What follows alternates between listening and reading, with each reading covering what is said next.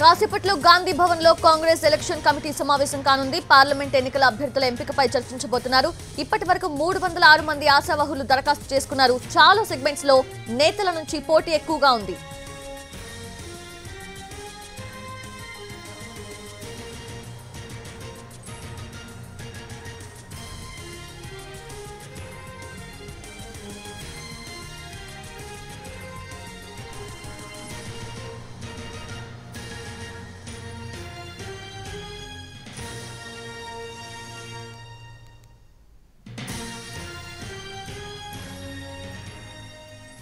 కాసేపట్లో గాంధీ భవన్ లో Congress election committee సమావేశం జరగనుంది. పూర్తి అప్డేట్స్ మా ప్రతినిధి చారి అందిస్తారు.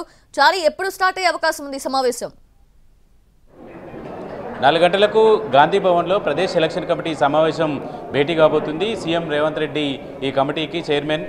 ఈ సమావేశంలో ప్రధానంగా పార్లమెంటు ఎన్నికలు దగ్గర పడుతున్నటువంటి నేపథ్యంలో అభ్యర్థుల ఎంపికకు సంబంధించినటువంటి అంశం మీద కసరత్తు చేయబోతుంది. ఇటీవల పార్టీ దరఖాస్తుల్ని ఆహ్వానించింది. ఆశావాహుల నుంచి 306 మంది టికెట్ల కోసం దరఖాస్తు చేసుకున్నారు. 17 పార్లమెంటు నియోజకవర్గాలకి 306 మంది ఆశావాహులు దరఖాస్తు చేసుకున్నారు.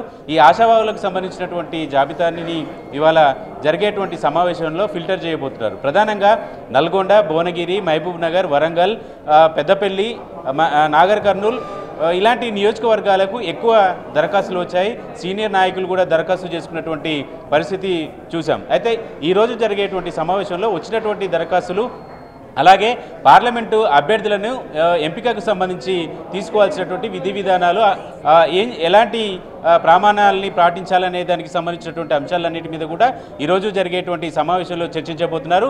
ఈ ప్రదేశ్ ఎలక్షన్ కమిటీ అనేది దరఖాస్తు చేసుకున్నటువంటి వారి యొక్క జాబితాతో పాటుగా అభ్యర్థుల ఎంపికకు సంబంధించినటువంటి పేర్లను కూడా కొన్ని సూచన చేసేటువంటి వెసులుబాటు ఉంటుంది. కాబట్టి ఈ సమావేశంలో ప్రధానంగా దరఖాస్తు చేసుకున్నటువంటి వాళ్ళు అలాగే ఎలాంటి అభ్యర్థుల్ని ఎంపిక చేయాలనే దానికి సంబంధించినటువంటి అంశాలన్నిటి మీద కూడా చర్చించేటువంటి అవకాశం ఉంది. ప్రధానంగా ఈరోజు జరిగేటువంటి సమావేశంలో వచ్చినటువంటి వాటి పేర్ల మీద ఫిల్టర్ చేసిన తర్వాత స్క్రీనింగ్ కమిటీకి ఈ పేర్లను పంపించాల్సి ఉంటుంది. వాస్తవానికి ఈరోజు స్క్రీనింగ్ కమిటీ సభ్యులు కూడా ఈ సమావేశానికి రావాల్సి ఉంటుంది. కాబట్టి పీఈసీ సమావేశంలో చర్చించిన తర్వాత స్క్రీనింగ్ కమిటీకి సూచనలు వెళ్తాయి. ఆ స్క్రీనింగ్ కమిటీ కూడా మరోసారి ఫిల్టర్ చేసిన తర్వాత సెంట్రల్ ఎలక్షన్ కమిటీకి అభ్యర్థుల జాబితా వెళ్ళబోతుంది. మొత్తానికి మరి కాసేపట్లో గాంధీ భవన్లో జరిగేటువంటి ఈ సమావేశంలో పార్లమెంటులో పోటీ చేయాలనుకున్నటువంటి ఆశావాహుల నుంచి వచ్చినటువంటి దరఖాస్తులు అలాగే అభ్యర్థుల ఎంపికకు సంబంధించినటువంటి కసరత్తు మీదనే ప్రధానంగా చర్చించబోతున్నారు.